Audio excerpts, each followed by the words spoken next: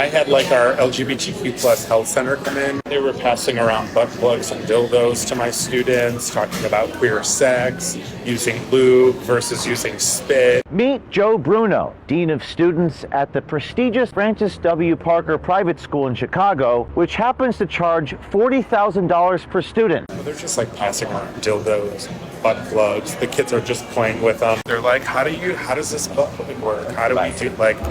How does this work? That's a really cool part of my job. Parents might be stunned to learn that Bruno's version of love and acceptance means handing out sex toys to underage students. So I've been the dean for 4 years. During Pride, we do a Pride Week every year, and I had like our LGBTQ plus health center come in. They were passing around butt plugs and dildos to my students, talking about queer sex, using lube versus using spit. Who is this? This is an LGBTQ plus health center came in to talk to my high school students. Nice. They're just like passing around dildos, butt plugs. The kids are just playing with them. They're looking at them. In the school? In a classroom. Wow. Yeah. While I'm sitting there. Then we had a drag queen come in, pass out cookies and brownies and do photos. It's so amazing. And everybody's cool with that, like the butt plugs and the dildos. Nobody complains. No. I mean, if the parents found out, would they? No.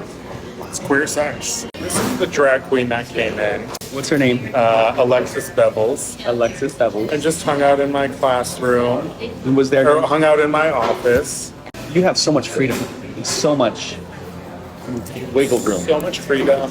So much money. I mean, To do stuff. trustees are okay with that too? They don't know. They would. It's like I wouldn't even run it by them. Like, why would I run it by them? They would be like, "Oh my God, that's wonderful." Like, how old were the kids with the classroom? 14, 18. They're like, how does this butt plug work? How does this work? Right.